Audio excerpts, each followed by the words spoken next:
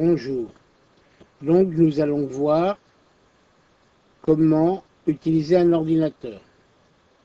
Donc sur votre ordinateur, vous n'aurez sûrement pas tous ces icônes.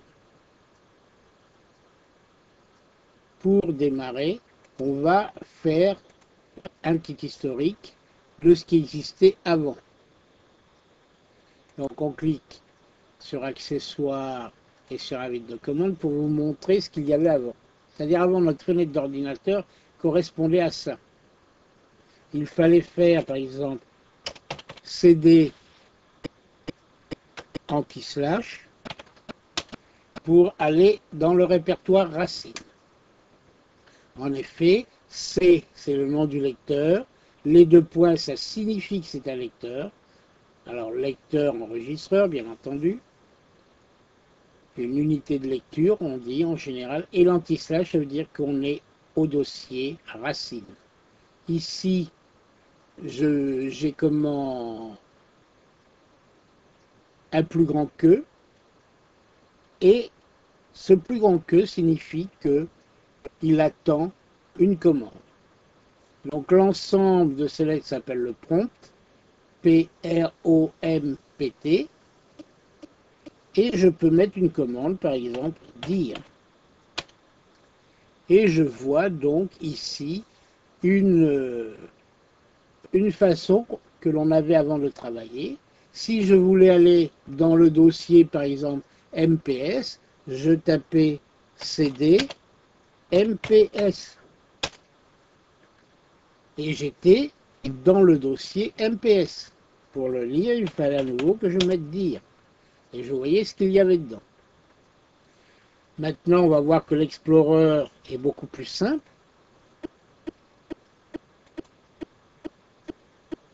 L'Explorer, alors des fichiers qu'il faut toujours avoir, c'est postes de travail, Internet Explorer, mes documents, et voir favoris réseau si vous avez plusieurs ordinateurs dans la maison. Si je fais un clic droit sur mon bureau, donc le bouton droit de la souris, que je clique sur Propriétés,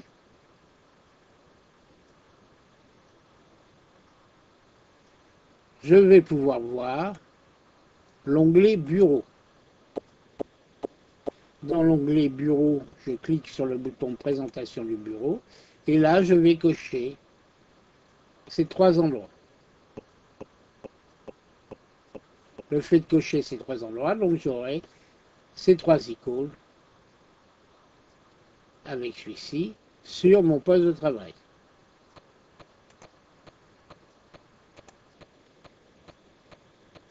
Maintenant, je vois que ça c'est pas, ça s'est déplacé avec le temps, je vais les remettre dans le bon ordre. Donc, moi je travaille beaucoup avec le bouton droit de la souris. Donc là, c'est les trois boutons que l'on a vus qu'il faut absolument. Enfin, c'est quatre boutons qu'il faut absolument, mais celui-ci, si vous êtes avec un PC que vous allez très peu sur Internet, ce n'est pas vraiment utile de le garder sur le bureau. Donc il suffira de le décocher là où l'on a vu. Et puis ici, si je clique sur le bouton démarrer, qui me permet donc d'arrêter l'ordinateur, de fermer la session Proximart, c'est-à-dire que sur votre ordinateur, si vous avez plusieurs utilisateurs à qui vous avez créé un compte, on verra ça dans le futur, il est possible de fermer un compte pour passer à un autre. Dans la première partie, vous avez Programme. C'est tous les programmes ici à droite que j'ai sur mon ordinateur. Favoris. C'est mes liens Internet que j'ai gardés. Documents. Je vois donc dans Documents tous les documents que j'ai ouverts. Paramètres. Dans Paramètres, je peux gérer mon panneau de configuration, connexion réseau, imprimante, barre de tâches. On voit que là, c'est très clair.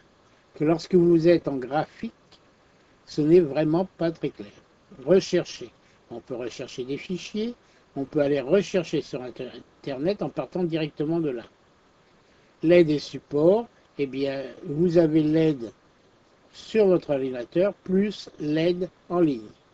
Exécuter une commande permet de lancer des commandes, genre commande DOS, comme on a vu dans la fenêtre tout à l'heure. Et ça sert toujours. Au-dessus, ce sont tout un tas de petits dossiers que je mets là, que j'utilise rarement dans la pratique. Donc, ils sont là pour le cas où. Pour obtenir ce type d'affichage, il faut faire un clic droit, ici sur la barre de tâches. On appelle ça la barre de tâches. Aller avec le bouton gauche de la souris sur Propriétés. On demandera ici à masquer les icônes inactifs qui se trouvent dans cette partie-là et afficher l'horloge qui permet donc de savoir l'heure qu'il est, quoi, et puis la date si on passe le curseur de la souris dessus. Dans l'apparence de la barre, verrouiller la barre. On verrouille la barre, ça évite que par mégarde on bouge donc ces réductions d'icônes qui représentent les applications ouvertes. Donc ici Camtasia, c'est le programme qui me sert pour enregistrer donc ces cours, et Camtasia Record, eh bien c'est celui qui enregistre. Masquer automatiquement la barre de tâches. Bon, certains, ça énerve d'avoir cette barre en bas. Ils peuvent ici la masquer automatiquement, c'est-à-dire aussitôt qu'on n'est plus avec la souris dessus, la barre va disparaître. Personnellement, je ne trouve pas ça très heureux, mais bon.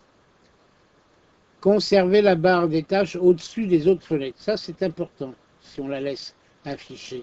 Parce que quelquefois, on veut avoir accès donc à une application, mais en même temps sa barre de tâches. Alors si elle se masque automatiquement, le fait de venir dessus pourrait cacher donc la fenêtre d'application que vous aurez ouverte.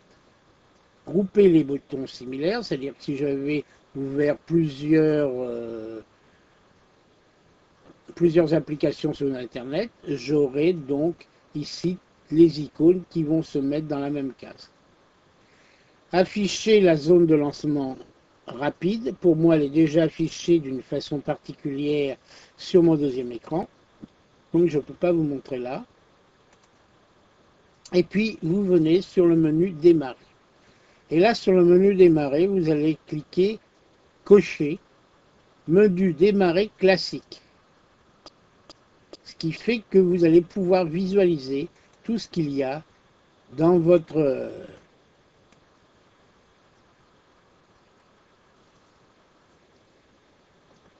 sur votre ordinateur. Alors, vous avez remarqué que là-bas, que la fenêtre était ici, je l'ai déplacée là. En effet, ici, vous avez une barre de titre, et c'est sur la barre de titre que l'on maintient le bouton gauche de la souris pour bouger une fenêtre. On regarde dedans, on a coché les 4 premiers. Développer mes documents, développer mes images. Alors quand on fait développer mes documents, développer mes images, ça veut dire que l'on veut à un endroit avoir les dossiers documents et images. Utiliser les menus personnalisés, ça il faut à tout prix le retirer, c'est trop pénible. Ici, si vous avez ouvert beaucoup d'applications, ou si vous ne souhaitez plus qu'on voit les fichiers que vous avez ouverts, vous cliquez ici Effacer. On attend un petit moment. C'est bon. Ensuite, ici, vous allez ajouter, supprimer, avancer. Ça, vous ne vous en occupez pas. On verra ça beaucoup plus tard.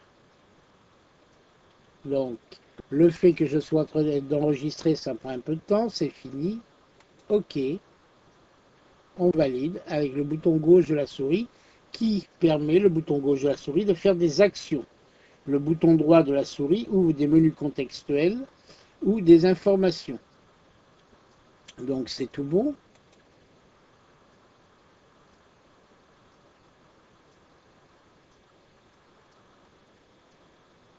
Donc là, il finit d'enregistrer, c'est fini.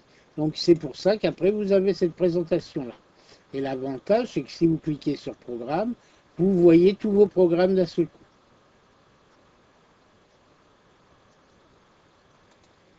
Ouvrons une application. Une application, c'est un programme. On va prendre par exemple Word, pour ceux qui ont Word. On verra qu'il est possible d'ouvrir d'autres types d'applications. Donc, on voit bien, là je l'ai réduit. Donc, on réduit mise en icône. Mise en icône, si je clique ici, on voit ici, donc, l'icône de Word. Si je reclique avec le bouton gauche de la souris, à nouveau, je vais retrouver ma fenêtre d'application. Si j'agrandis, on voit que ma fenêtre d'application va masquer la fenêtre donc du bureau. Alors là, c'est une présentation qui m'est propre. Nous avons donc la barre de titre. Ici, le menu système. Ici, le bouton, donc on l'a vu, réduire en icône comme ça. La fenêtre est complètement fermée sur le bureau. Ici, on réduit et ici, on ferme la fenêtre définitivement. Ensuite, on a une barre de menu. Toutes les applications ont au moins une barre de menu. Elles ont une ou plusieurs barres d'outils. Alors les outils se trouvent à l'intérieur, on pourrait travailler sans barre d'outils, mais souvent, par esthétique et par facilité, ça donne accès plus rapidement à ce que l'on veut faire. Ensuite, ici, vous avez la fenêtre de travail. La fenêtre de travail, si, comment je la réduisais, on va déjà fermer ici le volet d'aide. On ferme le volet d'aide. Ici, je peux poser des questions à l'aide. Et ici, je peux fermer mon application. Si je veux ouvrir un nouveau fichier, je vais cliquer ici, j'ai un nouveau fichier. Si je veux retrouver mon volet, je clique ici et je retrouve mon volet. Alors on verra comment passer d'un volet à l'autre. Donc là, j'ai ce volet. Ensuite, donc, j'ai ici des échelles qui me permettent donc de pouvoir travailler sur mon document. Ici, j'ai des barres de défilement. Je maintiens le clic gauche dessus ou je clique ici sur les petites flèches. Voir ici dans la partie blanche. Là, c'est pour aller au début du document. Là, pour aller à la fin du document. Ici, j'ai une barre de dessin qui aurait pu être en haut. Bon, elle est là, c'est pas grave. On peut la déplacer si on veut. Et ici, une barre d'éteint. Donc, la plupart du temps, les applications, c'est comme ça. On va fermer cette application, qu'on étudiera bien plus tard. Pour l'instant, on va revenir à la gestion des fichiers de son disque dur. Donc, on a deux solutions quand on a ici cette icône. Bouton droit, explorer. Et on a ici tous ces dossiers. Ou alors, regardez bien sur Windows, sur le clavier, vous avez une touche Windows qui se trouve entre la touche CTRL et Alt, à gauche de la grande barre espace. Si on maintient cette touche Windows et que l'on appuie avec l'autre main sur la touche E, on va se retrouver donc avec l'Explorer. Alors l'Explorer nous permet de voir ce qu'on a sur notre machine. Notre machine, c'est le poste de travail. Mes documents, c'est un dossier spécifique. On pourrait cliquer dessus et voir tout ce qu'il y a dedans. Le mien est très plein. Donc, on a vu, j'ai cliqué sur le plus et le plus est devenu un moins. Ce qui veut dire que l'arborescence qui se trouve ici a été développée. On voit qu'il y a une unité de lecture ici, le lecteur de disquette, le disque principal, que j'ai appelé disque 1 système, et ce disque principal a été séparé en deux autres parties, voire même trois. C'est un peu comme si vous aviez commencé une maison sans les cloisons. Vous faites des cloisons, donc vous allez avoir une première partie, une deuxième, une troisième, une quatrième et voire une cinquième dans mon cas.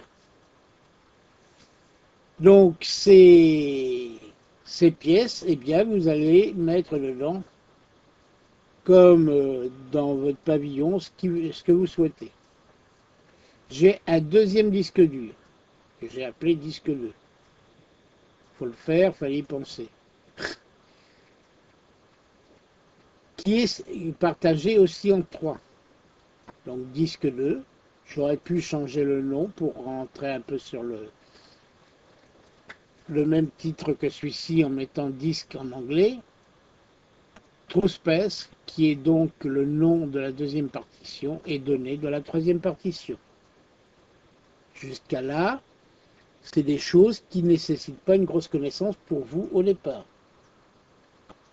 Par contre, qu'est-ce que je peux voir dans les dossiers? Je vais prendre par exemple celui-ci. Je vais aller voir ce qu'il y a dans cette unité de lecture stockage virtuel. On dit logique, exactement. On verra beaucoup plus tard pourquoi. J'ai par exemple Atelier School. J'ai cliqué sur le plus devant et ça m'a ouvert ici l'arborescence.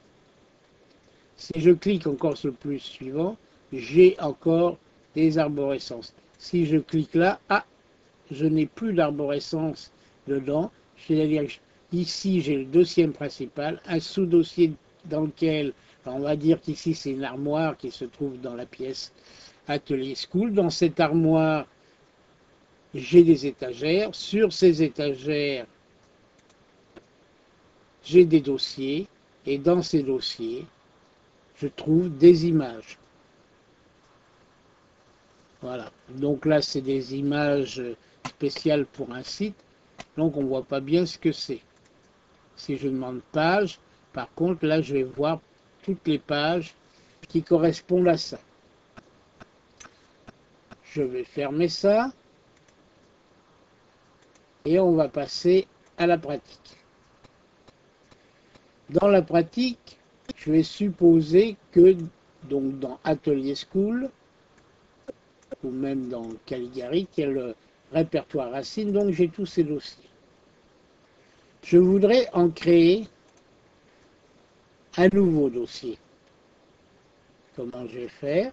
Bouton droit là, nouveau, donc bouton droit sur la partie blanche pour éviter de cliquer sur un dossier, et je vais cliquer sur nouveau qui m'ouvre une autre petite fenêtre contextuelle et je vais demander aller dans la commande dossier. Il m'affiche ici nouveau dossier. Il me suffit à moi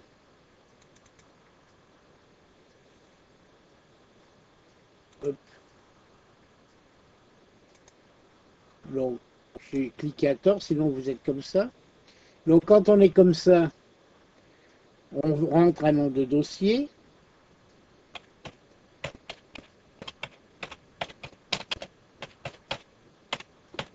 Voilà, et j'ai fait explication courte. Je fais entrer, on a vu tout à l'heure le fait de cliquer en dehors, s'activer. Si maintenant je veux aller dans mon dossier, je vais dans mon dossier. Je vois ici que le nom du dossier a été grisé. S'il est bleuté, c'est qu'il est sélectionné. S'il est plus bleuté, c'est que l'on a fait autre chose entre-temps. Alors, on remarque, pour ceux qui ont eu l'œil attentif, que cette fenêtre est encore une fenêtre d'application. On se retrouve toujours avec la barre de titre. les trois boutons, le bouton système, la barre de menu, la barre d'outils. En plus, on a ici une barre d'adresse, le volet de gauche, le volet de droite.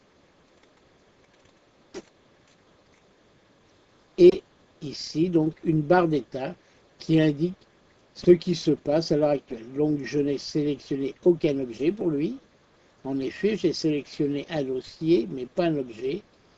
Pour sélectionner un objet, par exemple, on va ouvrir ici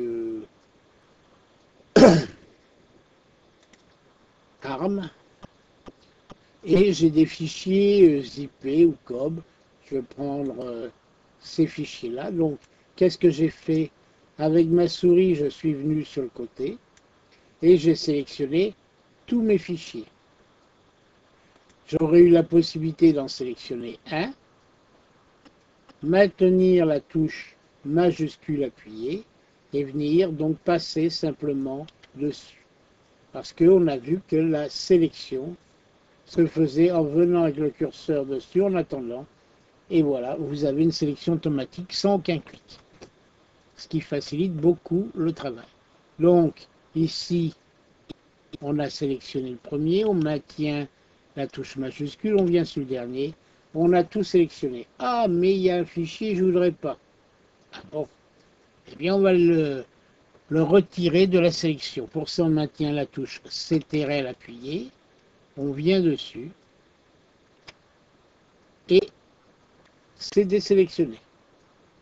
Je peux venir, alors pas avec le bouton gauche, attention, bien avec le bouton droit, vous cliquez dessus, une fenêtre contextuelle apparaît, vous faites copier, vous allez dans votre fichier donc explication, donc vous avez vu, je maintiens ici le curseur de la barre de défilement verticale et je vais sur explication, donc c'est c'était plus bas, voilà. Donc je viens là, et avec le bouton droit de la souris, je clique dessus et je fais coller. Alors il faut savoir que lorsque vous faites copier-coller, c'est comme si vous faisiez un calque d'un dessin que vous allez reproduire sur notre page. Par contre, si vous faites couper, ça veut dire que vous avez pris un ciseau pour découper l'image et la coller à un autre endroit. Donc cette image ne sera plus à l'endroit d'origine. Alors qu'avec copier, oui, on garde l'origine et on en fait une copie. Donc je fais coller. Voilà, apparemment rien s'est passé. Donc je désélectionne en cliquant avec le bouton gauche n'importe où et je vais aller voir dans explication de cours. Je vois que tous mes fichiers sont arrivés là. Je peux regarder si quelquefois c'était des images, je ferai miniature, je ferai mes images, je pourrais comment travailler comme avec des vidéos. Je fais mosaïque, j'ai un autre type d'image. Je fais icône, j'ai encore un autre type d'image. Liste, et bien là c'est la liste des fichiers. Et détails, eh bien on sait que ces fichiers ont été créés par exemple le 10-11-2007 à 1h25, donc ça c'est la nuit. On voit qu'il y en a quelques-uns comme ça qui sont faits de nuit. En effet, souvent je travaille plus facilement la nuit que dans la journée. On voit qu'il y a rarement, à partir de 3 heures jusqu'à 10 heures, il y a rarement de fichiers. Bien, je veux supprimer un fichier. Comment je fais? Bouton droit sur donc le nom. On voit que ça devient bleuté. Je vais faire supprimer. Oui. Hop, c'est supprimé. J'ai aussi le choix de venir dessus. Et sur le clavier à droite de la touche entrée, j'ai supprimé. J'appuie sur supprimer. Voulez-vous vraiment? Oui. Et sinon, je peux faire une suppression multiple en sélectionnant tout avec ma souris. Supprimer. Oui. Voilà. Donc, comment on travaille avec les dossiers. Il faut savoir aussi, je vais refermer tout ça pour que ça soit plus spectaculaire, j'ai sélectionné ça. Et je voudrais développer toute la branche d'un seul coup. Votre clavier se compose de deux parties principales. À gauche, le pavé alphanumérique et à droite, le pavé numérique. Alors, on verra ça dans la pratique, à quoi ça correspond. Sur le pavé numérique, si j'appuie sur la touche astérix, qui veut dire multiplier en informatique, qu'est-ce qui va se passer? Donc, pour ça, il faut avoir sélectionné donc un nom. On attend, parce que c'est un peu long du fait qu'il y a beaucoup de documents.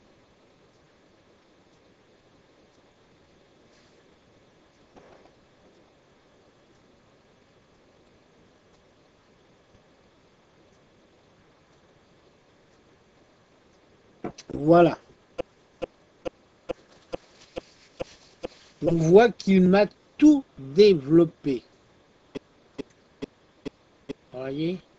Et là, si vraiment on est perdu, qu'on ne retrouve plus rien, bien c'est la meilleure façon pour pouvoir donc gérer ça. On clique sur le moins et l'on n'a plus donc toute l'arborescence. Qu'est-ce que l'on peut savoir encore? On peut renommer un fichier. Par exemple ici, j'ai marqué donc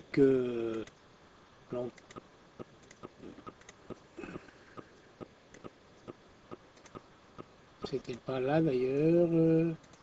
Voilà, après il faut les refaire.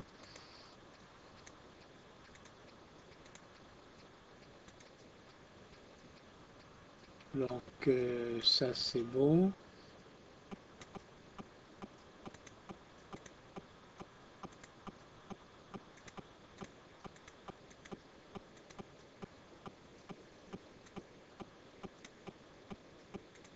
Je vais en laisser une petite partie pour que vous voyez.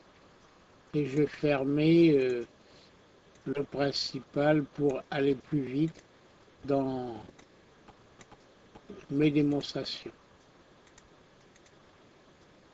Voilà. Donc on avait vu que j'avais créé un dossier qui s'appelait, on peut même faire ça, qui s'appelait donc explication de cours. Si je viens dessus avec le bouton droit de la souris et que je fais renommer, je peux donc renommer mon dossier. Par exemple, cours d'initiation. Donc, mon dossier s'est replacé par l'ordre alphabétique et je vois ici cours d'initiation. Je regarde ce qu'il y a dedans, il n'y a rien. Si je veux aller chercher quelques objets, par exemple, je vais prendre ici, je vais mettre en détail parce que je préfère voir ce que je vais sélectionner, copier. Donc, cours d'initiation, bouton droit ici sur le bureau, bouton gauche, je colle. Voilà. Donc ici, si je renomme ce fichier, je vais donc cliquer dessus avec le bouton droit de la souris, faire renommer. Il faut savoir que le point et les trois lettres qui suivent, il ne faut jamais les renommer. Je vais marquer Toto. Donc jusqu'à maintenant, il m'affiche toujours l'icône de l'application qui va ouvrir donc toto.com. Si je change les trois lettres là, donc renommer, et que je mette par exemple MRC, on vous dit si vous modifiez l'extension d'un fichier, le fichier risque d'être inutilisable. Voulez-vous vraiment modifier l'extension? Je mets oui. On voit que l'icône de devant a disparu. Si je clique dessus, que va-t-il se passer? Voilà. Il me montre un charabia incompréhensible et le fichier ne fonctionne plus. Donc, soit que je remets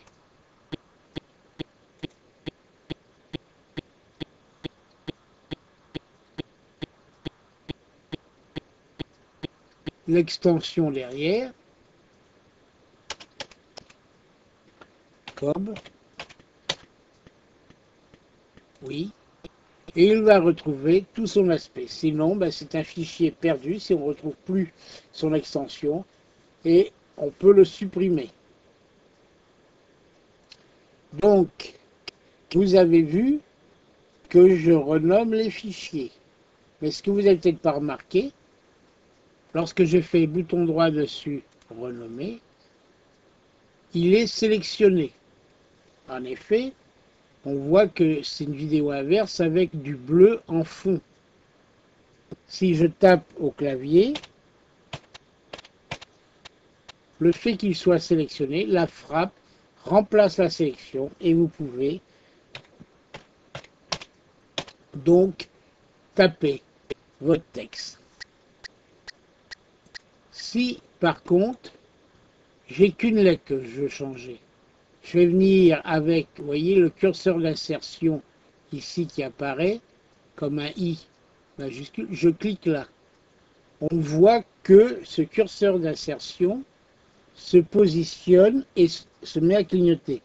Si j'utilise les touches du clavier, bas, haut, gauche, droite, là je prends gauche, je peux me déplacer. J'aurais pu mettre ajouter un R et ici par exemple un E. Donc je peux modifier à n'importe quel endroit, sauf ici où je ne viendrai pas modifier.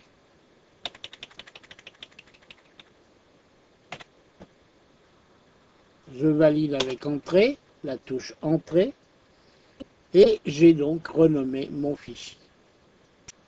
Donc, très facile. Ce qui est très facile aussi, qu'il faudra vous méfier, si l'on fait bouton droit sur le dossier que j'ai créé et que je fais supprimer, oui, ça y est, il a tout supprimé. Les fichiers qui étaient dedans et tout ça ont disparu. C'est l'angoisse. On a fait ça par erreur. Comment retrouver ça? Eh bien, Windows a une petite astuce. Vous faites un clic gauche sur la poubelle et vous avez ici vos dossiers. On voit que ces dossiers, donc, ne sont pas complètement perdus, ils sont juste sortis de l'endroit. On sélectionne ces dossiers, on fait restaurer les dossiers, on ferme, on va les voir donc Windows E pour retourner dedans et on va les voir donc dans cours Caligari si j'ai bien mon cours, voilà, cours d'initiation et mes dossiers dedans. Donc, ce qui veut dire, on va le supprimer pour de bon, supprimer, oui. Ce qui veut dire que tant que vous n'avez pas vidé la poubelle, vous pouvez récupérer les programmes qui ont été effacés malencontreusement. Pour vider complètement la poubelle, elle commence à être bien pleine, vous savez ce qu'il y a dedans, vous ne voulez pas les récupérer, vous faites un bouton droit dessus et vous allez cliquer sur, avec le bouton gauche, vider la corbeille. Oui, c'est fini. En théorie, on ne peut plus récupérer les programmes. Donc pour ça, il faut un logiciel spécial qui permet donc de récupérer les applications que l'on a perdues, à condition de ne pas avoir enregistré de choses sur le disque dur ou le moins possible. En effet, comment l'ordinateur voit qu'un espace sur le disque dur est libre, il va commencer par le remplir. Donc, Voilà pour le premier cours qui représente à peu près, disons, le b.a.-ba de ce que l'on doit savoir sur l'ordinateur. Nous verrons le cours suivant après. Bonne journée.